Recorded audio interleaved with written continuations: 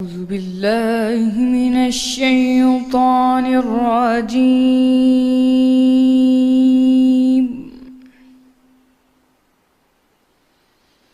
بسم الله الرحمن الرحيم.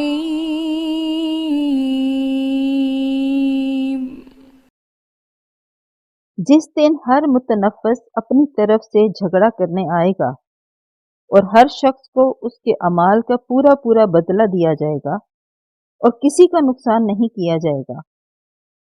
और अल्लाह एक बस्ती की मिसाल बयान फरमाता है कि हर तरह अमन चैन से बसती थी, हर तरफ से रिज़्क़ या फरागत चला आता था, मगर उन लोगों ने अल्लाह की नेमतों की नाशुक्री की तो अल्लाह ने उनके अमाल के सबब उनको भूख और खौफ का लिबास पहनाकर नाशुक्री का मज़ा चिखा दिया।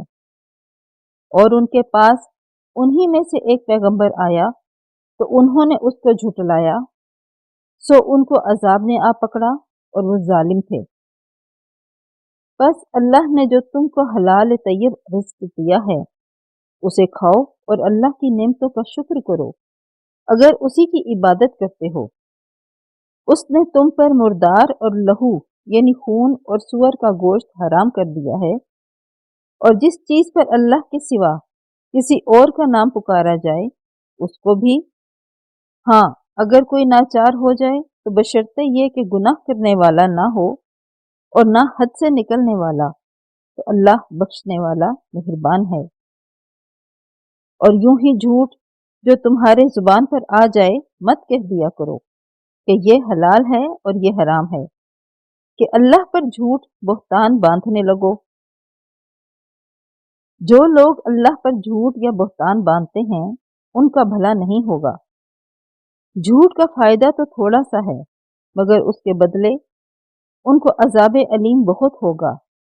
और जो चीजें हम तुमसे पहले बयान कर चुके हैं वो हमने यहूदियों पर हराम कर दी थी, और हमने उन पर कुछ जुल्म नहीं किया, बल्कि वही अपने आप पर जुल्म करते थे।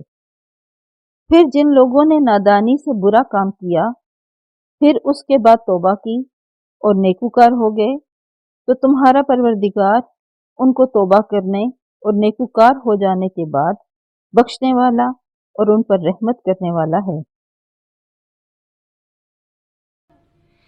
صدق الله